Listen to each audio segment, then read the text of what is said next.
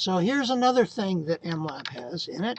Q1 is equal to read on of our file, comma, and I'll read 6 numbers in one column. Okay, what's in Q1? The first 6 numbers in our file.dat data matrix. Right? 100, remember 100 by 1, right. Row 1, number, row 2, number, right. And so on. So it just read the first 6 numbers. Now if I do this, if I say Q2 is equal to read on 6 numbers, comma, not read on from the file, our file, comma, 6 numbers in one column, right? And then look at Q2. It continues. Its next number is 3, and the random number 4, and the random number 5, and the random number. In other words, read on, reads some numbers from a file, and leaves you positioned there so that the next read on continues reading the numbers. So you can read a little chunk of numbers and then do something with them, and then the next chunk of numbers and do something with them, and so on. And it remembers where you left off. Remembers always where you left off. And the point of this is that if you set up a data file, for example, where, for example, the first number might say how many numbers you want to read, you could then say, read the first number, read 1 number, not 6 numbers. Use that to determine the argument of read on for the next read, which will read that many numbers, and then continue in that fashion. Your data file can be self-descriptive about what is going to be read if you set it up that way.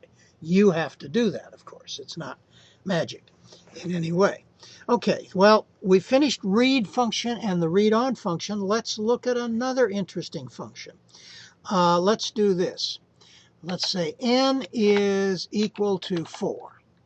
Simple enough. And then let's say a is equal to kread, keyboard read, that's what it happens to stand for, of, and you give a character string. Enter, space, quote. That's a character string, right? Enter blank. That's what it says. And then here's an interesting thing. Plus n plus quote space numbers colon close quote. Okay, what do I have there? What I have there is the string enter with a blank plus n, which is a number 4, plus quote blank numbers colon, which is a string. Well, what the plus sign does in this case is it concatenates text. It just joins the text into a bigger string. And if an element that's being concatenated with a string is a number, then that number is changed into the decimal string that corresponds to it. In this case, the symbol 4, not the binary number 4 in the computer, the symbol 4, so that this really should say enter 4 numbers. It should be one big string that says enter 4 numbers. We'll find out, comma, and we'll say 2, comma 2, close. Now what this says is call kread, the function that reads from the keyboard, with a string input as the first argument, and with 2 and 2 as the second argument. This means read in a 2 by 2 matrix, 4 numbers altogether. Okay, so let's see what happens. And guess what? That first argument is just a string that is printed out by kread. So it tells us to enter 4 numbers. So we can tell ourselves what to do with a title, a prompt string, which we just did. And now we'll just give our 4 numbers. So we'll put in, what should we put in? Let's put in 1, space 2, space 3, space 5. Should we do that? Sure. Space 6.